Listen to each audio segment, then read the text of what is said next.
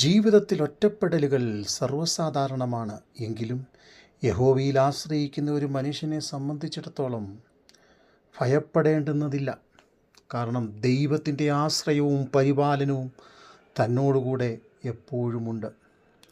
മാത്രമല്ല, ക്രിസ്തീയ ജീവിതം എപ്പോഴും മത്സരയോട്ടത്തോടും അതുപോലെ തന്നെ സ്വയപ്രയത്നം കൊണ്ട് നേടുന്നതിനെക്കുറിച്ചും ഒക്കെ വളരെ സവിസ്തരം വിവരിക്കുന്നത് നമുക്ക് കാണുവാൻ കഴിയും.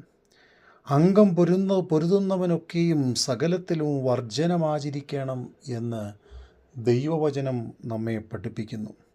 വേർപാട്, വിശുദ്ധി, സ്വയപ്രയത്നം, കഠിനാധ്വാനം, ദൈവിക ചിന്തയിൽ നിലനിൽക്കുക, വിശുദ്ധ ജീവിതം നയിക്കുക, യഹോവ ഭക്തന്മാരായിരിക്കുക, ഇവയൊക്കെ ദൈവം നമ്മിൽ നിന്ന് ആഗ്രഹിക്കുന്നു.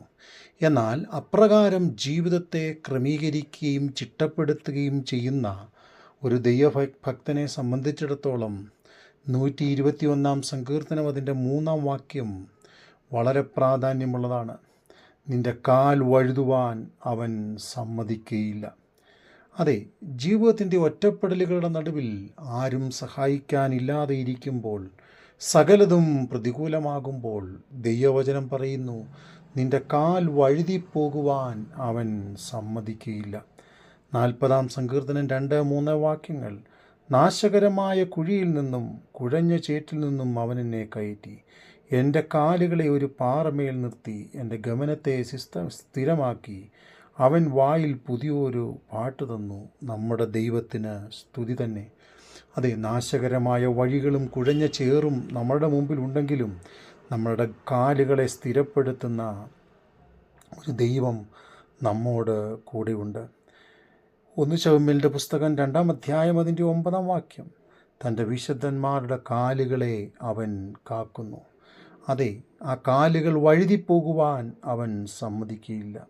സിംഹത്തിൻ്റെ മേലും അണലിമേലും നീ ചവിട്ടും, ബാലസിംഹത്തെയും പെരുമ്പാമ്പിനെയും നീ മെതിച്ചു കളയും. കല്ലുകളും മുള്ളുകളും പറക്കാലകളും ഉപദ്രവങ്ങളും നിറഞ്ഞ ജീവിത സാഹചര്യത്തിലൂടെ നടന്നു നീങ്ങുമ്പോൾ ദൈവം നമുക്ക് കാലിന് ദീപവും പാതയ്ക്ക് പ്രകാശവും മാത്രമല്ല, കാൽ വഴുതിപ്പോകാതെ വണ്ണം നമ്മെ ബലപ്പെടുത്തുന്നവനും ആണ് എന്ന് നാം മറന്നു പോകരുത്. അതെ, 119 സങ്കീർത്തനം 105 വാക്യം, നിൻ്റെ വചനം എൻ്റെ കാലിന് ദീപവും എൻ്റെ പാതയ്ക്ക് പ്രകാശവുമാകുന്നു. ജീവിതത്തിൻ്റെ എല്ലാ ഘട്ടങ്ങളിലും ഒറ്റപ്പെടലുകളുണ്ടാകാം, പ്രതികൂലങ്ങളുണ്ടാകാം. പലരും